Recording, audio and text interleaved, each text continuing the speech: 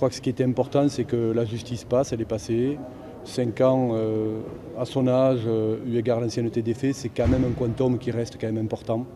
Et puis encore une fois, moi je le rappelle, je pense que les victimes vont pouvoir repartir, vont pouvoir essayer de cicatriser leurs plaies sur la base d'une image qui restera à jamais très forte, gravée dans leur esprit, c'est-à-dire celle d'un homme qui ce soir part entre les policiers, menottes au poing. J'ai fait ce que j'avais à faire, je suis mère de famille, je sais ce que c'est que la pédophilie. Je suis catholique pratiquante, j'espère que des évêques de France comprendront à travers toute cette histoire que quelquefois, malheureusement, il y a des hommes qui sont dans des dysfonctionnements extrêmement graves et que ceux qui ont assumé mériteraient un peu plus de décence. Il ne s'attendait pas à une telle peine qui soit requise par le ministère public. Il s'est effondré, il s'est mis à pleurer, il ne s'attendait pas à ce mandat de dépôt qui est surprenant